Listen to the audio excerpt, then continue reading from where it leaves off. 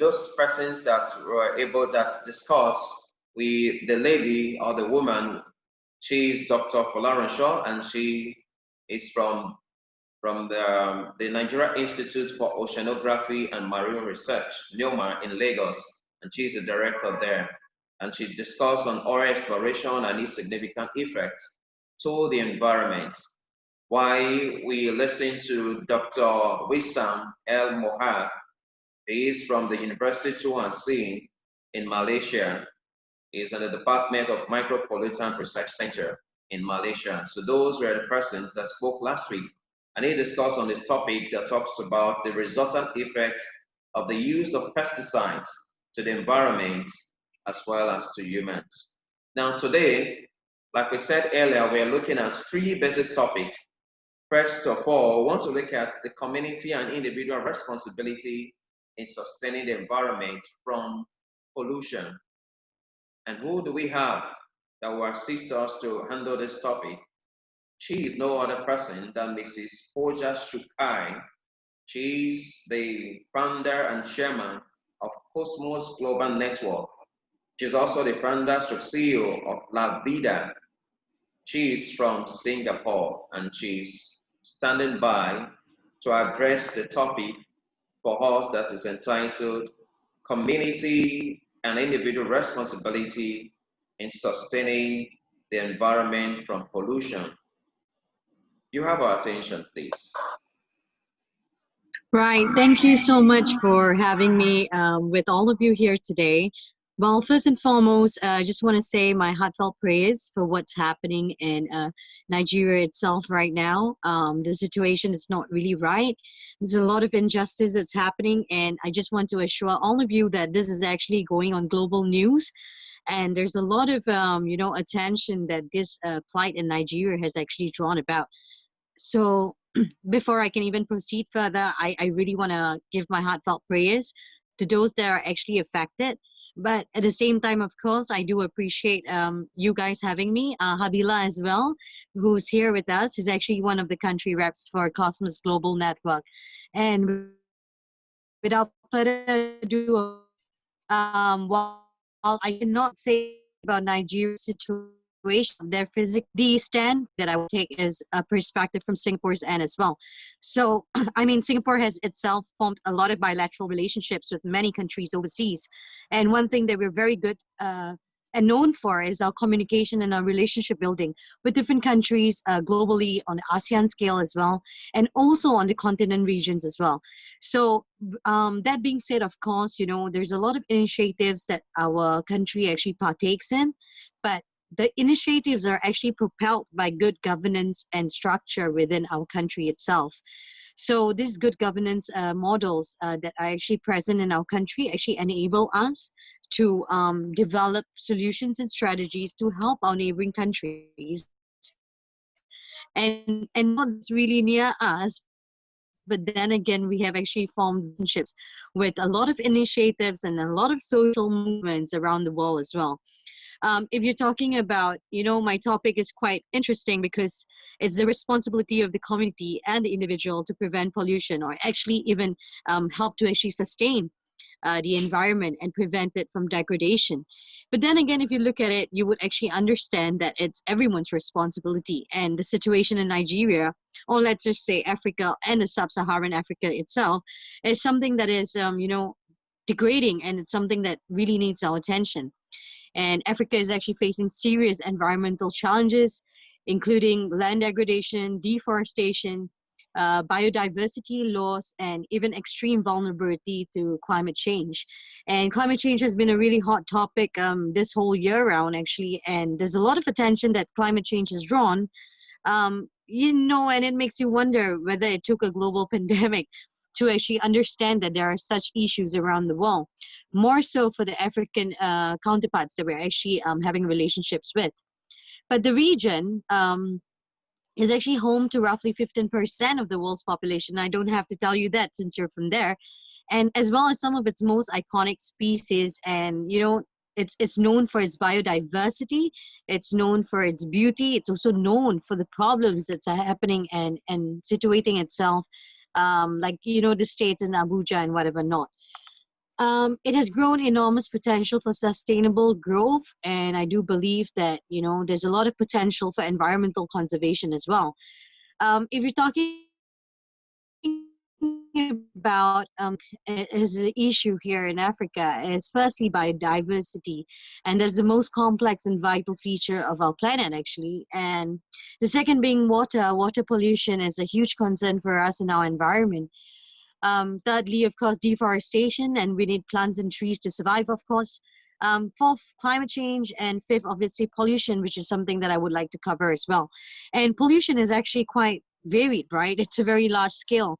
Even if you're throwing something that's already called land pollution, if you're smoking, if you're burning stuff, if you're having deforestation, it's already called air pollution. So there are many varieties of this, but a lot of information gets misconstrued when people present ideas and present solutions and strategies, and how some countries do not understand the plight of another country, for example. It's very hard for different countries to put themselves in your position. That's because, you are there firsthand to experience what is going on. You're on the ground, and nothing beats getting on the ground and understanding what issues there are. If you were to highlight the issues for Africa itself, I mean, needless to say, there are so many that need our attention and need our help. But more importantly, I think that the issues in Africa, or more specifically in Nigeria, that's happening, it requires a lot of efforts, not just from the community and the individual perspective, which is something that I wanted to share, but more of a global scale, because, it takes a lot of hands to make a good project work in that sense. And the issue with your state is, of course, the governance, and of course the degradation of the communities, and of course the crime rates, and there's so many other issues. And I think that if we look at it on a bigger spectrum, you would understand that these issues are related. And if you break it down further, it all boils down from your youths being educated about certain topics, certain issues, certain challenges, and it's good if people can actually educate them. Or having such programs like this are very empowering and very inspiring, because the information that is relayed here gets transfigured down to the youths, who can actually make a lot more difference as well. But specifically itself, another thing I wanted to share is the global stage. There are a lot of initiatives around the world, but these initiatives, like what CEPEJ has been doing as well, there's a lot of initiatives that require global help and global funding and global finances and global teamwork, because the country is in a plight and in a situation where it wants to get out, but it does not have a wide platform or a good team globally, or even within your communities to fight itself. And that's something that is really worrying. We are all interconnected. It does not matter that I'm sitting miles away here in Singapore, but we are all connected by our issues, because if you look at it on a bigger global chain perspective, your country's plight will indirectly be affecting the situation back in Singapore as well. Likewise, it goes both. We do export. We have we have African businesses here in Singapore as well, and a lot of African counterparts here are also going through a lot of stress and a lot of suffering, because the situations are all interconnected. And the day that we realize that all our issues are actually connected and all our issues work together hand in hand, and how we can actually form relationships to counter these issues, will be the day that we can all elevate together. And that's something that I wish that happens, because if you're talking about the pollution situation in Nigeria itself, Nigeria is actually home to the city with the worst PM10 levels. Last year, the World Bank actually reported that 94% of the population levels in Nigeria has been exposed to air pollution, and this actually exceeds the WHO guidelines. And it's not something that I need to remind you, because you're there firsthand, but it's something that the world needs to know. And that's why I'm actually thankful for being here to speak, because all this information that will be taken away from today, I can rest assured that it will all be documented and reported. And I would do something from Cosmos Global Network here from Singapore itself to launch an initiative to help and partner maybe CEPEJ to find solutions and strategies together with the networks and the connections that we have built over the years and over the centuries that are all dedicated towards solving social issues, which is something that we actually vie on to do. And it's something that we are very concerned with. It's something that brings a lot of passion, and we have brought so much of in a very short amount. So all this knowledge and information sharing is great because debates are very good, and information sharing will help, elevate people's perspective on matters. If you're talking about Africa's situation, the issue is that countries such as maybe Singapore or maybe the US, we're not so much involved with the plight happening in Africa, and that's a worry, right? It makes you wonder why we're not actually part of the global solution and strategy founding. Makes you wonder why is there so little done from countries that are developed already? Why are we not helping our developing countries actually raise the bar and get them to be educated and get them out of their plight? Well, it's only something that we wish can happen, but I do understand that, all of you are playing your part, and as motive of that, I do hope that we can go beyond, and it's influences from social initiatives that can bring people on a larger platform to highlight these issues and highlight these concerns, because if you don't do it collaboratively, it's very hard for someone to do just one thing. So that's all I have to share. 10-15 minutes of my time, but I'm really looking forward to everything that all of you are going to share, because all the information will actually be posted from my end, obviously in collaboration with CEPEJ itself, and we would try to work hand in hand to raise some issues and to raise some voices from your community to ours, and also to other developed countries and connections and networks that we have. So once again, thank you so much, CEPEJ, and Habila as well for having me.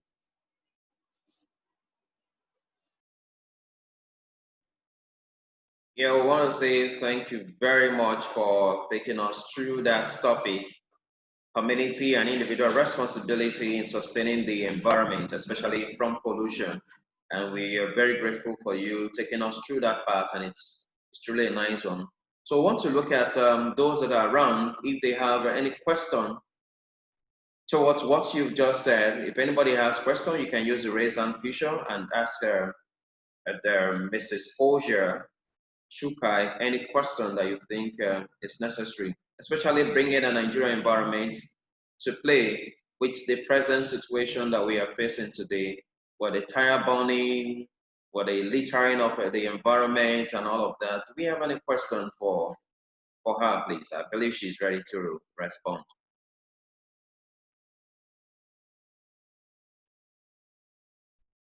Okay, while we await other persons to ask questions, let me ask Poja.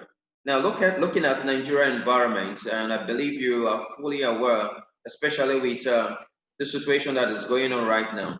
What do you think that individuals can really do to curb the spread of pollution with the situation that is going on? Because we'll observe that there are lots of fossil fume that is coming out from the tires that have been burnt today, as well as the use of canned waters as a drink being disposed into the environment. Could there be any major effects to humans? What do you think, and what we can do about it? Well, thank you so much for your question as well, and for addressing me and introducing me. Well, I just wanted to raise some, points that are actually happening. I do understand that Africa's situation is quite interesting in the sense where there's a lot of things ongoing, but we cannot make not known the efforts that are actually being put in by the youths, by the individuals, by the communities that are actually present itself. I've been in touch with so many, even Habila here itself. There's so many things that I've learned that Africa is actually doing on an individual level and even on a community level. So if you're telling me that what can individuals do to prevent pollution? Well, obviously it starts with one person, but then again, you have to question how much are the efforts actually being feasible, in the sense where, throwing away stuff, cleaning the beaches. Yes, small little efforts make a lot of impacts in the long run, but we need action fast. And for action to be fast, you need to actually form relationships with people. You need to communicate with people outside of Africa to understand how they can actually come in, to step in, to provide those kind of aids, to provide those kind of solutions and strategies. Well, there are a lot of people, a lot of wonderful people I've met as well, who are so dedicated in doing what they're doing. And, they are more than willing to actually help communities and individuals. So pollution in itself is very vast, and I need you to understand that as well.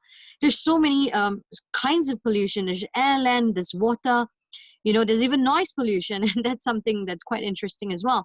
So if you're talking about individuals' responsibility, I think that it's something, what I can share is from Singapore's perspective, we actually start teaching it from schools. It's actually inculcated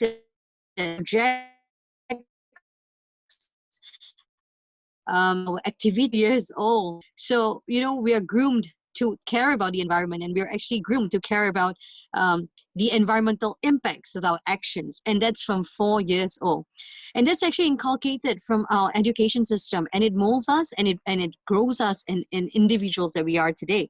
To the extent where if I'm going to commit an act of pollution, I would think twice because of the environment and the educational upbringing that I had within my own society. So this is something to do with education. It's something to do with your own perspective. It's also something to do with teamwork and building relationships, and understanding that relationships are the key to actually getting out of any plights. I'm a true believer of my relationships with people, and it has never failed me, in the sense where you need to understand that there'll always be help. There will always be people who would be willing to actually work with you to provide things for your country and your communities itself. So, sir, since you actually asked me that question, I do believe that it begins from a very young age. I do believe that the education, not so necessarily initiatives molded into the curriculum of schools, supported by the upbringing and the development of your parents down to the question to the children itself, and then brought over to the support from the governance itself within the country, is something that will help push the way forward. And I think that's my take on it. But individually, of course, there are so many things you can do, and it's not that Africa is not doing enough. I know of so many programs that are happening right now, but like I said, it is not enough, because if it was enough, we would be out of our plight right now. And so if it's not enough, how can we get it to be enough, which is the global connections and relationship buildings that we actually need to establish, so that they can all work together to help us get out of our plight. So thank you so much for your question itself. Yeah, thank you very much for responding to that question. Okay, before I let Abila is willing to ask a question, but before then, let me just ask this one. You talked about you people, like in Singapore, you learn to maintain the environment from an early age, which means it is being inculcated to you people from infancy. Now, if I may ask, can you please share some of those knowledge that has been inculcated to you persons from that infant stage that have been able to assist each person as well as a community view towards keeping the environment clean and get it free from pollution? Right. So thank you so much again for following up with that. Right. So if you're talking about Singapore's perspective itself, we have molded it into our curriculum structure. And, instead, it's not a subject that is taught in schools, but it's project and initiatives outside of school hours that we actually get involved with. But you also need to understand that the crime level in Singapore is very low because of the good governance. And with the good governance itself, we have a lot of fines and a lot of punishments for things that go wrong here in this country, or things that you do. And that's why people are so deterred here. And I think that's a good thing as well, because then you're actually creating that safe environment for everyone. You know, to be honest, just a fun fact, if I were to actually throw a piece of whatever, I throw a piece of tissue paper and, you know, I get caught littering, that's $500. And that's $500 if I get caught. You get what I mean? And that's inculcated from young. It's fines, it's $300, it's $500, whichever, whatever the issue might be itself, just for this. And that's inculcated into our growth. And that's because we have a good governance that actually advocates this kinds of um, crime punishments, if you would say, or for a lack of a better word. So that's the first, of course, because we have so many laws and legislations in place. We have so many rules. We have so many, you know, barriers and limits to things that we can do wrong. And that's great, because then if you look at us and you Google about Singapore's crime, you will see that we hardly have any crime. And that's because it's actually taught from young. And that's the first. The second thing is the projects and the initiatives in the schools that I was mentioning about. At just 4 years old, 5 years old, we are, you know, we are told to create artwork. We are told to actually create buildings, you know, use plasticine and clay and create environmental related stuff, use recyclable materials and create things. So if you understand it from a 4-year-old, 5-year-old perspective, you are actually involving the child into learning that these things are important. Because whatever a child does from a psychology perspective as well, which is my background, a child's learning only begins and endures whatever you're actually putting into. So if you're making the child realize that environment is an issue, the child will actually take interest in it, and the child will develop into adolescent, into teenagehood, into adulthood with the same perspective and with the same uh, understanding of environmental problems. Another step that we do during the projects and the initiatives is how we actually get children as young as 7, 8, 9, 10, all the way until teenage, who we actually study about countries. So study about even Africa. We study about US, we study about Europe, we study about the different situations around the world. We are actually molded to read the news, to understand the news, to see what's happening on a global scale.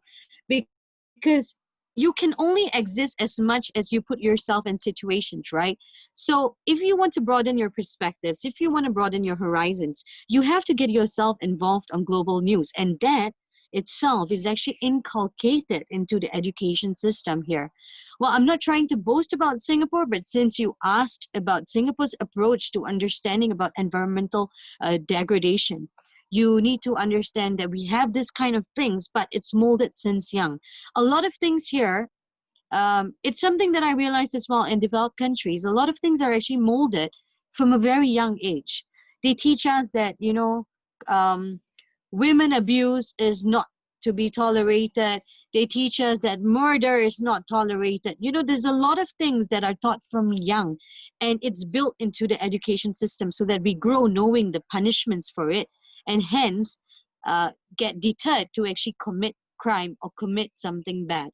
Like I said, the 300, 500, right? So that's just a very classic example of the molding that's actually done in Singapore.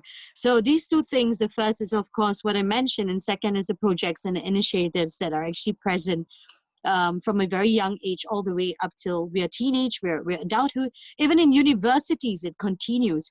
We have specialized programs that focus on environmental protection and provide solutions and strategies. We have groups and communities, and we go all out on a large scale, global scale. We connect with people. We are taught how to connect with people. You know, we're taught to actually build our connections. We're actually taught to form our networks for greater issues, not just social issues, but issues in general. More so specifically, if you're talking about pollution, then these are what we actually have in place. And I hope, you know, it's something that can be taken away. But this kind of solution is something that will take years to build, because you have to inculcate it from young. And it requires a very powerful force. It requires a very justice governance to implement and put so that its citizens can actually benefit and learn and then become contributing members to society. So that's all I have to say. Thank you. Thank you very much. I think Abila is standing by for a question. His hand is still up. Abila, you have a question, please. You can unmute yourself and ask your question, please. Yeah, thank you very much. Actually, you asked the question I wanted to ask Ms. Pooja. I wanted her to share with us what are the strategies in Singapore. Before then, let me thank you for joining this program. Thank you so much for having me and recommending me as well. I know you're very busy, but you find time to join. Right. I wanted you to add a little bit more of what the government in Singapore is doing around species and environment. How do you take care of your waste? How do you dispose it? What are the channels you use? I want you to share this experience with us, please. Oh, that's a very interesting question, Habila. You'll be very interested to know that actually in Singapore we don't have much natural resources, and our main resource is actually our people. So in Singapore itself, well, we are actually we dedicate a lot of land spaces for waste disposal, but it's actually on a separate uh, part of the country altogether. So if you're talking about geographically speaking, it's like in the northwest. It's in the extreme end of Singapore, which is actually away from civilization. It's actually away from housing. It's really far off. Well, it's not so far. Singapore is really small, but from one end of the country to that specific waste disposal area is probably about 1 hour 30 minutes drive. So that's how big the country is on a geographical scale. So that being said, of course, that whole area is actually barriered. It's actually it's limited to that area specifically itself. We've also gotten power plants. We've also gotten waste disposal. We've also imported a lot of machineries from different countries to actually help us. While we do burn the trash itself, it's actually done in a very eco-sustainable manner. The details of it I can actually share with you or email to one of you, and you can share it to everybody else. It's a lot of details there itself about how they actually do the waste disposal. But the more interesting fact is actually that we control the eco-sustainability of companies. We actually reward them. There's a lot of eco-carbon footprints that we keep track of from companies. We also, not me, but the governments per se, they actually come up with a lot of initiatives to encourage companies to cut down on their carbon emissions. And the government actually also puts down initiatives for housings. So let's just say my house, it's cheaper for me to actually switch to air conditioning, for example. And that actually saves my electricity bill, and the government actually subsidizes bills on that basis if you actually take a more eco-friendly lifestyle and you adopt it. Those are more of the main things itself, but more importantly, of course, we have a whole separate island itself that practically no one goes there. You only go there if you're working there, and that's something that's great because it's actually separated from all our housing and our businesses. But at the same time, of course, we also have a lot of relationships with our neighboring countries. So the power plant and the waste disposal is actually on the ends, and right across Singapore is actually Malaysia, and right beside Singapore is Indonesia. And these are the countries that actually help us as well. If you were to know Singapore's history, like I said, we don't have any natural resources. The only natural reserves we have is probably about maybe four or five or six, and we have a lot of parks. But a lot of things here, even the parks here, are man-made in the sense where we actually import sand, we actually import trees, we actually import biodiversity to create that natural feeling in Singapore. While there are still natural reserves in Singapore. There's also a lot of punishments. If you go to the nature reserve and you, for example, you light a cigarette or you throw something, then there's a very harsh crimes, punishments for you to actually pay. The other thing is, of course, that we have our neighboring countries. So like I said, we don't have natural resources. Our only natural resource is our humans. So basically that's our natural resource in Singapore. Even our water used to be imported from Malaysia. So we used to pay Malaysia to clean water for us and then import it to Singapore. Only about maybe 15 years ago, around 15 years, maybe 15 to 20 years ago, we actually made water ourselves. So we built reservoirs in Singapore. We have about 4, if I'm not wrong. Yeah, and then they collect water, and then now we purify it, and it's something called new water. So new water is Singapore's own water that they have actually created themselves, and that's all the water that we actually drink today. So all the water that actually comes through, it's created by Singapore. So it's using, for lack of a better information sharing, it's using feces, and it's using urine, and it's using waste and converting that into clean water. So they actually tested the pH on that and did a lot of research and scientific studies. So the pH of our water in Singapore is way cleaner than what you would normally drink from any other country's normal tap water in that sense. Or maybe I'm just being biased, but the pH value of that water is really clean. It's not acidic in that sense. And it's something that now we can actually use to even monetize, because now we can export water as well. So it's interesting how the country has developed. And mind you, we're only 50 over years old in Singapore, and we have come that far in such a short span. But you need to also understand that we are a small country. We only have 5 million people in this country, and that's why maybe some of the initiatives and projects are easier to do than others. So I hope I answered your question, Habila. All right, Poacher, I want to say thank you very much for taking us through all of that, and that is really interesting. I want to say thank you once more, and we're actually looking forward to working with you and to collaborate with you on other topics that we may have on these on CEPEJ, or Center for Peace and Environmental Justice. I want to say thank you once more. Want to go to the next aspect of the program, the next topic. You know, we told you earlier on that we are going to look at 3 various areas. The first one is just what we've talked about, which is the community and individual responsibility in sustaining the environment from pollution. And the Poacher has done justice to that. We want to look at, let's come down to Nigeria now and see the strategy that the government has in sustaining the environment from further degradation that we have. Maybe they do have the strategy that they have put in place, or regulations or rules that they have put in place. And we are having someone from the Federal Ministry of Environment to really handle that for us in Nigeria here. We are very happy to introduce to you Dr. Mr.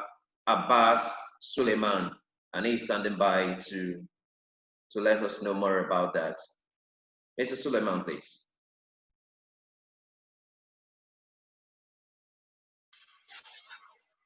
Thank you very much, Coordinator, and I speak on behalf of the Honorable Minister of Environment.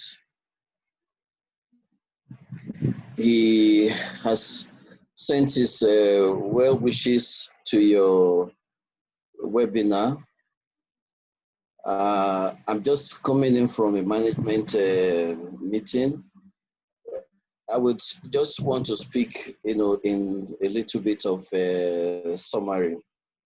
As you're all well aware, the Ministry of Environment is one of the key frontline ministries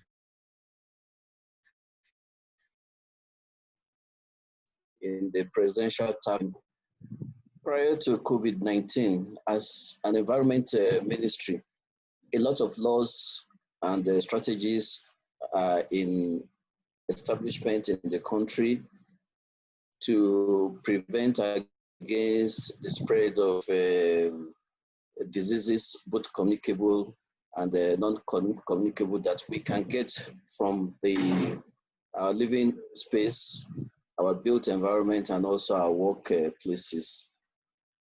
Beginning from the SARS-1 epidemic or pandemic, as it were, of 10 years ago, even though it didn't spread like we thought it was going to, strategies that involve the general washing of hands, use of sanitizers had been put in place by the Ministry of Environment. There is a national policy on sanitation. The Ministry of Environment is also driving. There's also the yearly hand wash campaign. Just last week, the Honorable Minister of Environment a campaign, and a lot of anti-COVID-19 prevention materials were distributed to schools within the FCT. During COVID, the Federal Ministry of Environment has embarked on sanitation of so many places, so many workplaces, the market, school buildings, public institutions, in conjunction with the Federal Fire Service, the environmental health officers, and other related government institutions.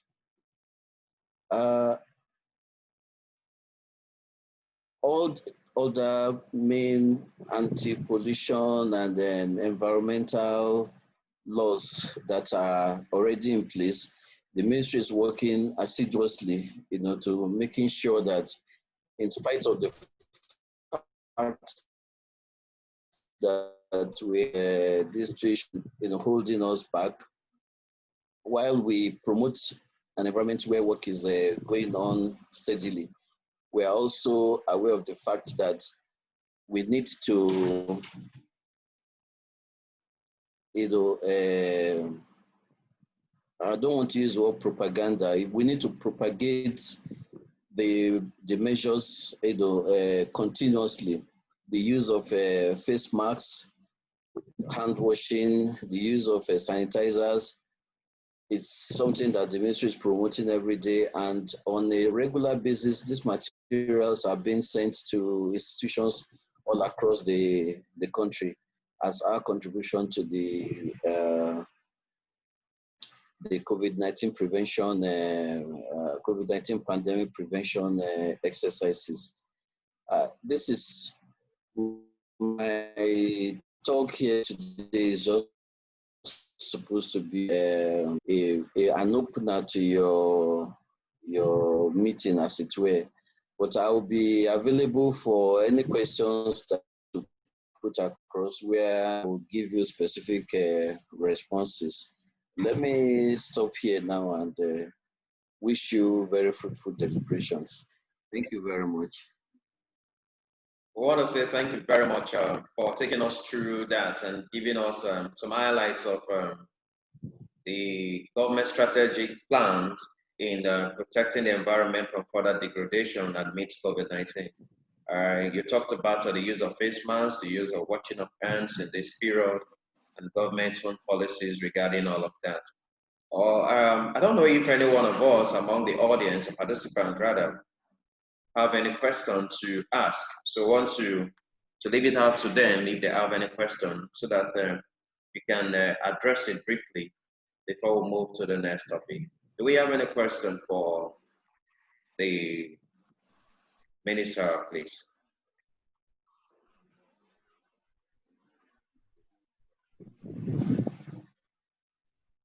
Okay, before we wait for other questions, my question is, we know that the COVID-19 changed the whole dynamics of human existence, in the sense that a lot of introduction of maybe the use of face masks, which we are not used to, has been introduced to us.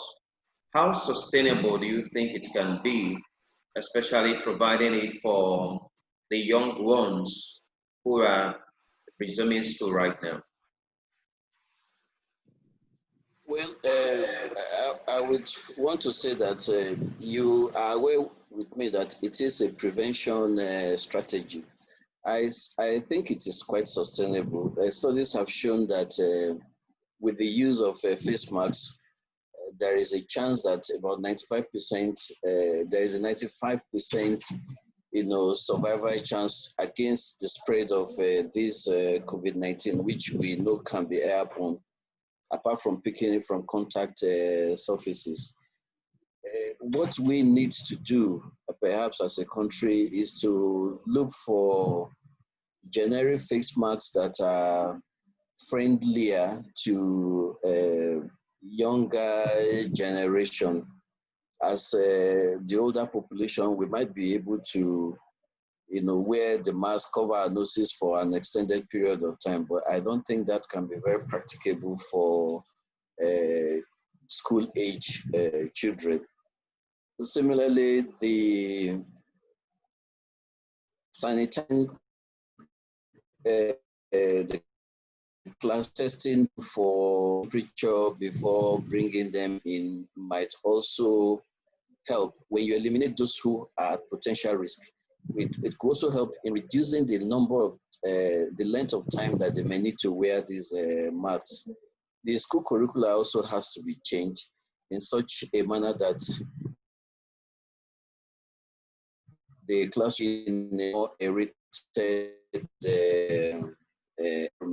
some of us had always advocated that the type of education curricula that we have in schools don't favor the boys, because young children always like to be playful and move around. They are quite energetic. Their motor skills. That is why you notice that anytime there is a bell for break, you see the young boys running helter-skelter as if they are escaping from a confined space. School time has to be reduced. Of course, social distancing will also have to be put in place. And I can assure you that the Federal Ministry of Environment is working in sync with the Ministry of Education, for the development of some of the protocols that had already been reeled out to school proprietors on anti-COVID-19 prevention measures. Thank you. Yeah, thank you very much. Let me just ask quickly, is there any specific program or plans or strategy that the ministry have put in place to see that the environment is not degraded more than what we are experiencing today, generally, especially at this period of COVID-19? Any specific arrangement? Yeah, several. As a ministry that is a custodian of the environment, our everyday work, before this pandemic came into place, is so that our environments are not further degraded from what they are now. Also remember, this is a ministry that is at the driving seat of climate change adaptation and mitigation measures.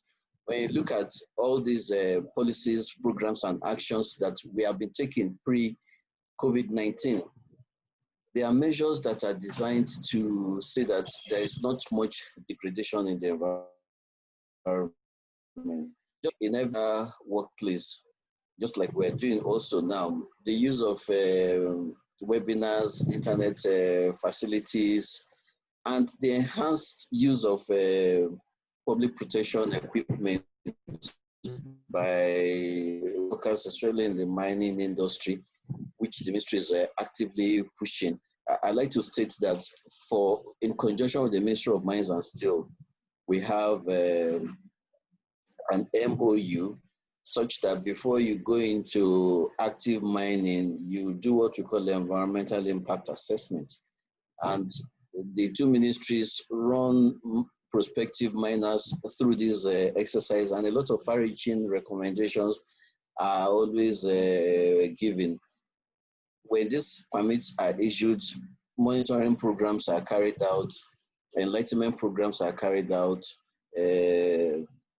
extension work by the two ministries to artisanal miners are always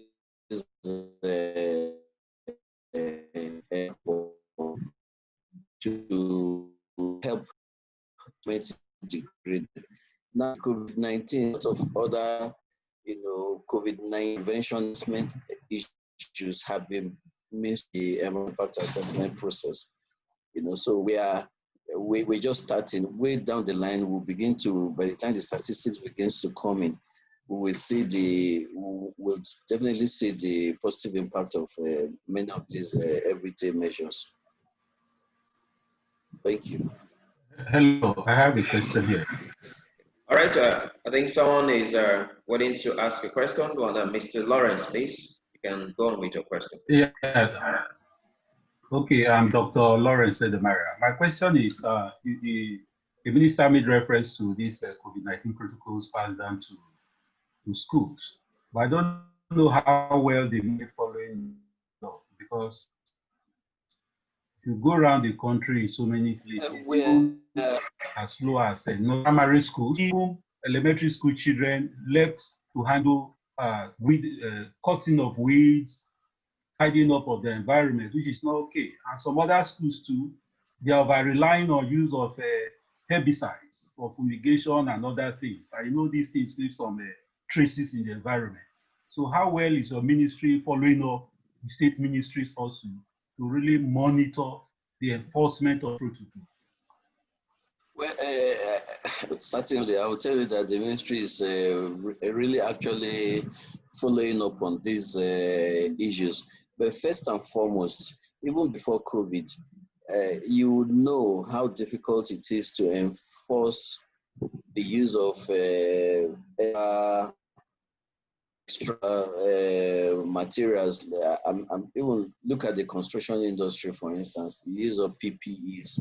Even in the schools, you recommend a particular type of footwear. People break it either because they are poor or our cultural level is not high enough and ready to imbibe by simple regulations. So, but now that COVID has come and we have requested for these additional ornaments to be carried, certainly enforcement and the use will be low. I just came from a management meeting now to quickly join this meeting, and one of the issues that came up strongly was the low enforcement of the use of even just the face mask by workers. There is this belief, it's like we feel that the impact of COVID-19 is waning. Whereas every day you still get information of people who have been hospitalized or died.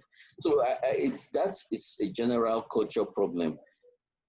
But the ministry is trying, and I can say that for those who use those that are using herbicides, we have a council, the Environmental Health Officers Registration Council, that regulates the activities of companies that deploy these chemicals. And you can be rest assured that all the necessary training, at the height of COVID-19, the ministry trained about 3,000 people. We call them volunteers. The council trained them. Means of helping the ideas of COVID-19 prevention protocols. And the focus then was mainly on companies that are into sanitation, the use of chemicals, and even those that use hand sprayers. In fact, they were the first people to come in hand when there was a need to sanitize the environment before more specialized sprayers were utilized. So we're not doing too badly in that regard. Yes, compliance might be suffering a little bit. Gradually, we'll get there.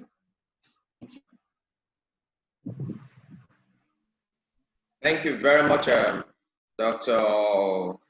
Abbasa Suleiman, for taking us through, representing the Honorable Minister for Environment in Nigeria. So we were saying thank you very much. Thank you very much. We truly appreciate it.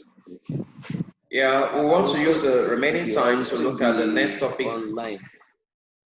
We want to use the remaining time to look at the next topic that we have, and that is the ecological effects of COVID-19 in Nigeria.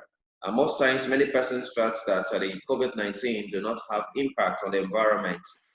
The study has shown that it has an indirect impact on the environment. And hence, Dr. Abraham Ekperusu is from the Nigerian Maritime University at Okorenkoko, Delta State. He's with the Department of Marine Environment and Pollution Control. He's standing by to take us through on that topic, the ecological effect of COVID-19 in Nigeria. Dr. Abraham, you have our attention, please.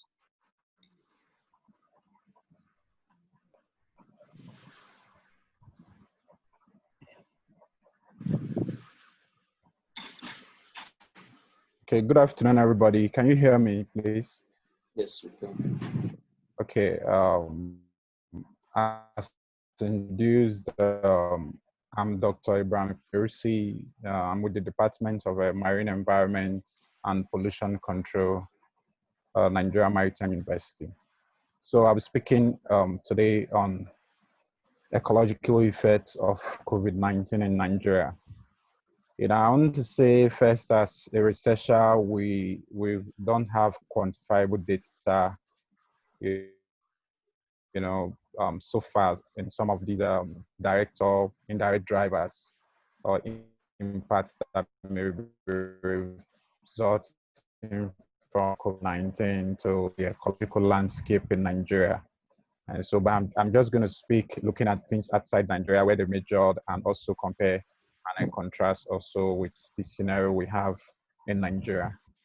Thank you very much.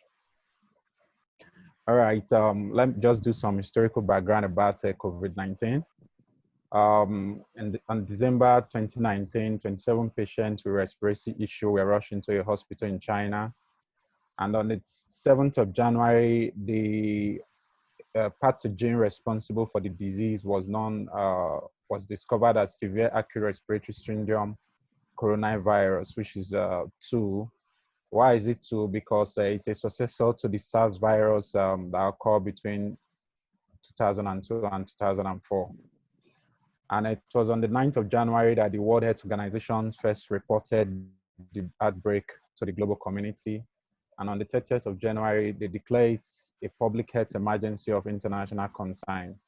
And why it was on March 11th, it was declared as a global pandemic. At that point, it has already affected over 100 countries, and over 4,000 victims have been reported in terms of deaths. Now, the disease has 3 transmission routes. The first is through direct inhalation of respiratory droplets, either from cough, sneeze of infected person. The second one is through contact with contaminated objects, while the third one is air transmission in confined spaces. As an emerging disease and a novel disease, there was so much controversy about number 2 and 3, if it's possible to transmit it via contact and through air transmission. But at times unfold as scientists do more investigation and doctors treat more patients. It was established that it's transmitted through the air. And also scientists in Italy, China, United States correlated the fact that a high death rate so far has been found in areas where there is elevated air pollution issues. Now, as at today, the source of transmission to humans still remain unknown, although bat has been implicated as the vector or the carrier, but how it's moving the wide into human. After the World Health Organization that government sit up and say, okay, what do we do? How do we go about that point? Some of the government decided to execute a lockdown, choosing lockdown that shut down significant industrial and commercial activities across the world, restricts all forms of air travel, sea, land travel, and that results into a global significant drop in fossil fuel consumption. And also for oil, it's dropped about over 400,000 barrels globally in the consumption of oil. And that significantly affected the global economy, which scientists today has referred to as anthropos. Not really a pulse of the global economy, but it's a system that has resulted in the global slowing down of anthropogenic activities. And as of today, as of this morning, sadly, across the world, over 40 40.7 million cases have been reported, over 1.1 million deaths, while very impressive recovery rates. High for Nigeria, we've had about over 61,000 cases, 56 recoveries, and sadly, over 1,100 deaths. Now, equality, positive effect of COVID-19 on the environment. Now, we have greenhouse gases. As a result of the anthropos I've explained before, there's a significant reduction in the emission of greenhouse gases. According to NASA, the Earth Observatory satellite indicated that there about 50% decrease in air pollutant in the city of Wuhan, which is the epicenter of the coronavirus. And beginning from January, and this decrease in the greenhouse gases gradually begin to spread across the world between January and March. And of 50 to 40 to 50 pollution. For researchers established that it's about 46 to 50% reduction in patterns. While for Italy, the European Space Agency observed a marked decline in air pollution between January and March of this year. As you can see from figure 1 up there, you can see the scenario for air pollution in January 2019, which is at the top here, the three pictures on top. Then you can see the situation in 2020, January, February 2020. Also, you can see that the picture down is quite clear compared to the one up. So you see the significant drop or reduction in air pollution and greenhouse gases between the era of the pandemic. And the one below is for the whole of China. You can see the significant drop in air pollution. Now, water quality. Of course, in several beaches across the world, there are reported clean beaches where water is crystal clear, which is hardly the case before the pandemic set in. Then also in Italy, the canals were cleared. There was greater flow due to less boat traffic.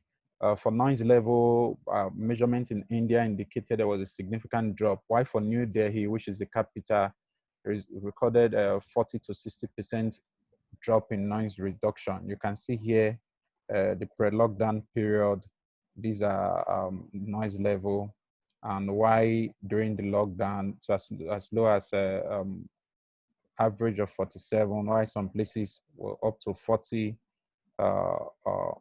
Why for the highest pre-lockdown noise is as high as 112, which is higher than the international standard of about 80 to 85 decibel for commercial, industrial, workplace for noise level. Now, those are the positive aspects of what the COVID-19. Of course, you know, before now, scientists have been talking about reduction in air pollution, you know, reducing climate change and all that. So the measurement has showed that indeed, when anthropogenic activities, industrial activities, travel activities is reduced, there's a significant also drop in air pollution and the emission of greenhouse gases. Now, we'll look at the negative effect. I'll first to look at deforestation and poaching. As a result of COVID-19 and the closure of conservation areas, national park, there was a rise in illegal logging and poaching in different parts of the world. Satellite imagery show that there's a 64% increase in illegal logging compared to 2019 in the Amazon forest. That's the largest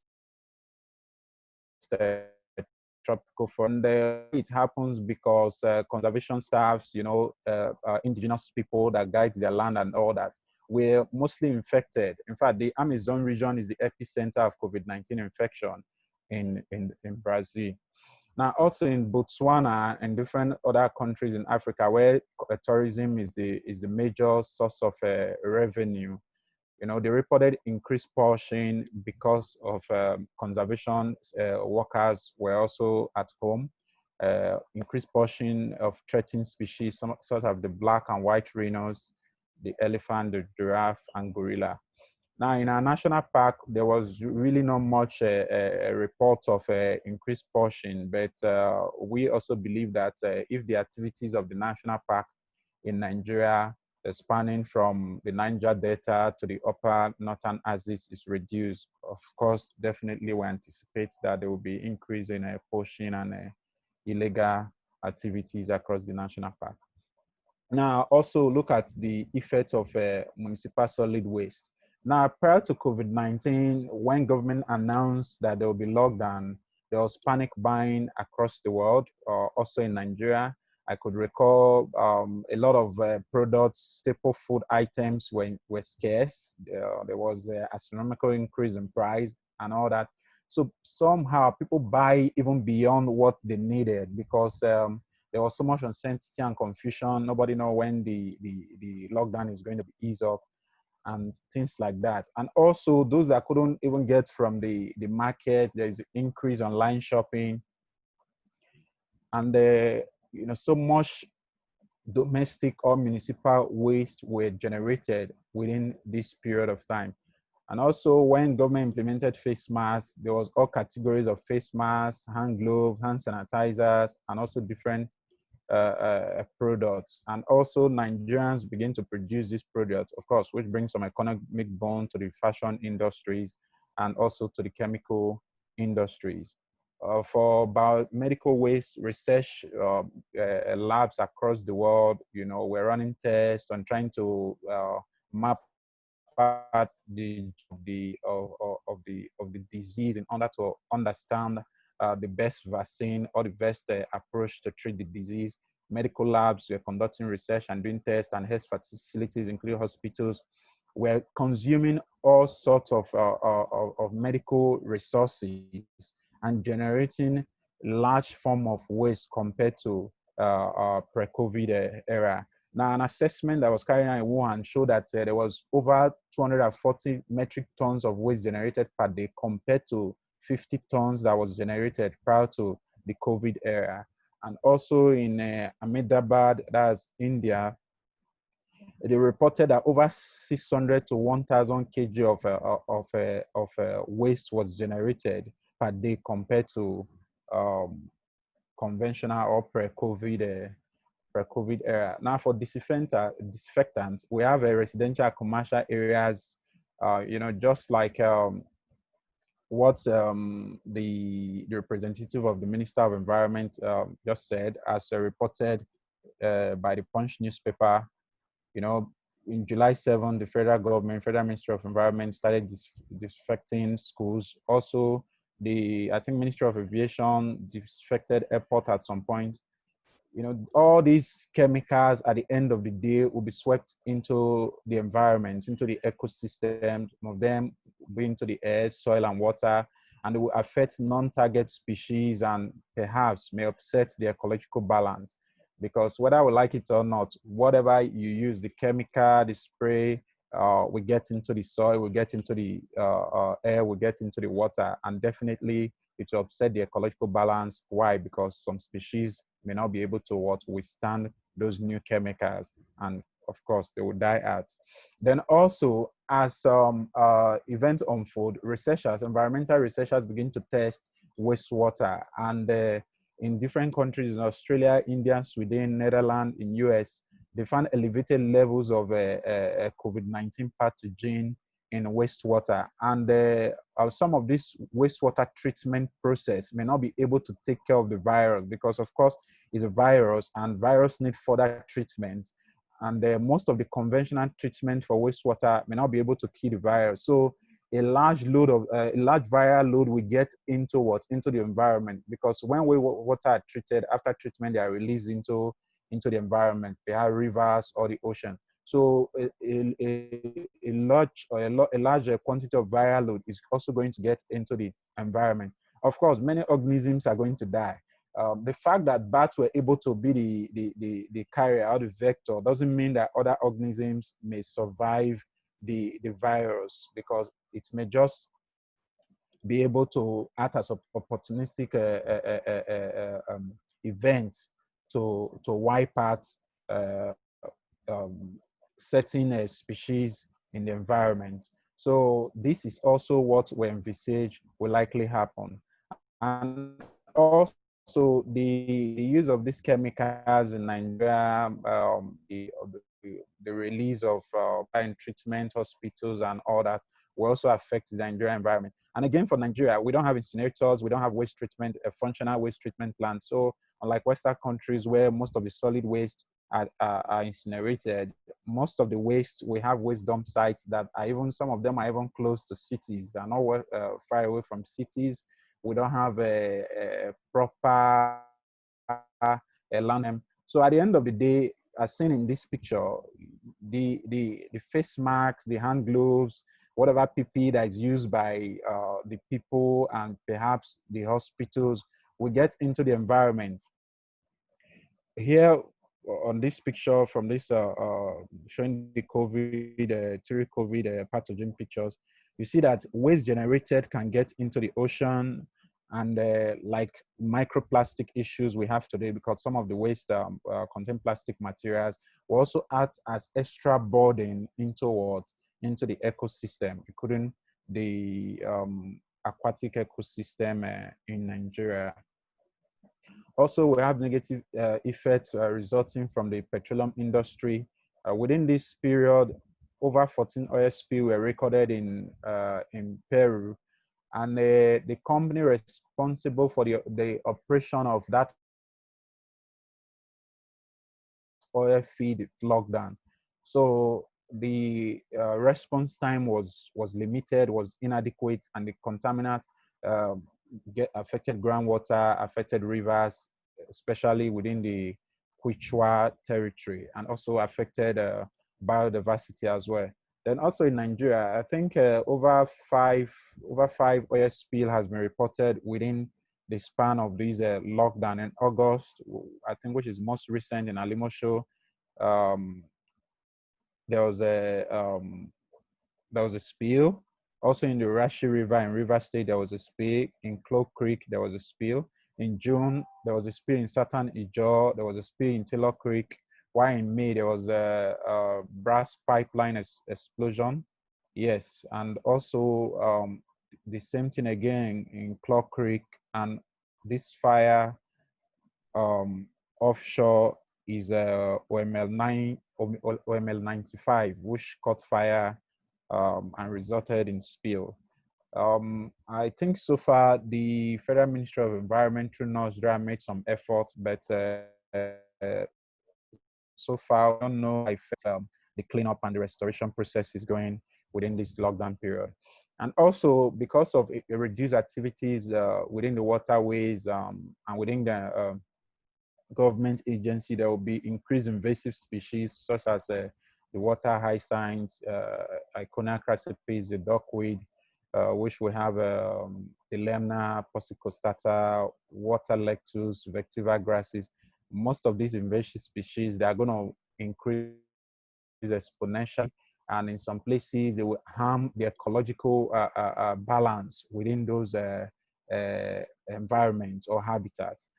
And also, I think it was reported that the Federal Ministry of Environment sealed a mine. I think I can't really get the state's name in one of the northern states. I tried to look it up. I think it was reported once. I tried to look it up. I couldn't get it because this a little consideration for the environment. I think that was in September 2020. As I conclude, as lockdown is done and business open, there is going to be lasting enforcing environmental laws, because people will be aggressive toward making up for lost time. Many governments will grant unprecedented waivers and permits to meet up with economic reality. Of course, some government we want to make sure that the economy rebound as fast as possible. Some environmental regulation policy will be tossed aside. We've seen some of that already coming out from the United States, and why environmental advocates. So these are things also that we can see in Nigeria, because we've seen it before. Some projects will go on without EIA, especially now that things are resuming, and later we get to hear it, create so much controversy, and before you know it, damage has been done to the environment and the ecological system. So I'm calling on environmental advocates should be on the lookout and speak up when these things happen. Sometimes you want to ask why, because when humans disturb the ecosystem, there is direct and or indirect repercussion, just as we've seen with COVID-19. These diseases, they've been there in the wild, sometimes for centuries.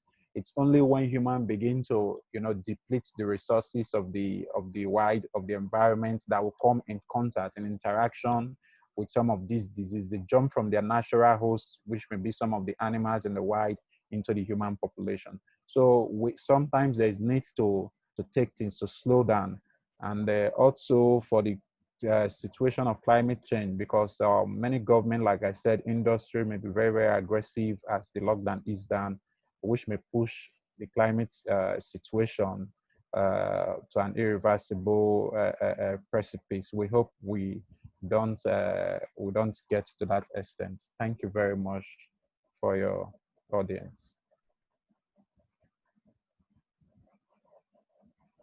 Dr. Abraham Ekurisu, we want to say thank you very, very much for taking us through that.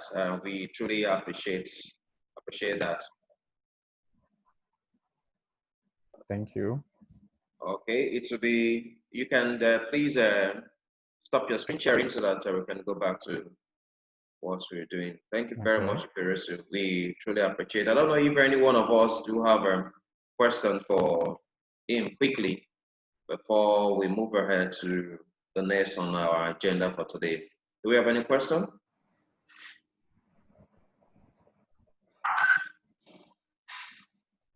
We can use the raise hand features to ask to indicate our interest so that we can call for him to respond to our question.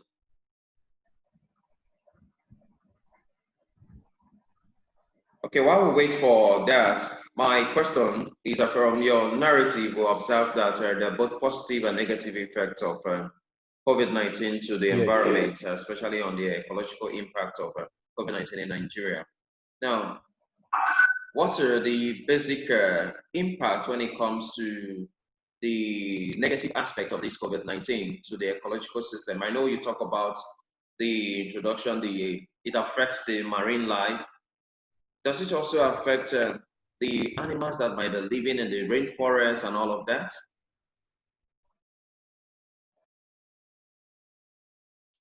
Of course. If you look at once any of the effect, let's take for instance the use of unprecedented use of disinfectants. Now, what happens if the disinfectant gets into water? It will affect the algae, sometimes tadpoles, sometimes fishes. Now, some of these organisms may survive the effects of the chemicals. Some may not survive. Now, even those that survive may accumulate the chemicals. In environmental science, there's what we call biomagnification. An organism can pick up a chemical and can magnify the increase of the chemical. The chemical may not even affect the organism, just like we see with bats. The coronavirus may not affected the bat population, but it affected humans. So some organisms may pick up the chemicals and pass it on to along the food chain. For instance, if an algae picks it up and a fish eats that algae and humans buy that fish to eat that fish, of course, humans become affected as well. The same way in the environment, if one organism picks it up, another organism that feed on that organisms can also be affected. If it can happen for water, it can also happen on land as well, because some of the animals on land also go by the coastal areas to feed on animals that live near the shore. So the chemicals, most of them are non-biodegradable, so they can be moved from one ecological ladder to the next one, and of course it can disrupt the food chain. And in serious cases, it can even lead to the collapse of the ecological system. So we should be concerned with the unprecedented use of chemicals within this period.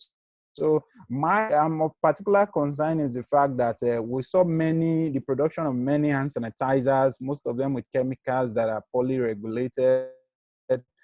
also the disinfectant that is going on. We don't know whether they are regulated. We don't know where they are coming from. So I think as ecological researchers, we're also concerned about the likely effect that may come out from, this whole COVID scenario.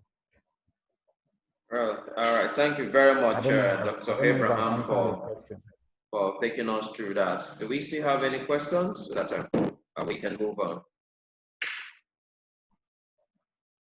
Mr. Dobra, I can observe that you want to ask some questions.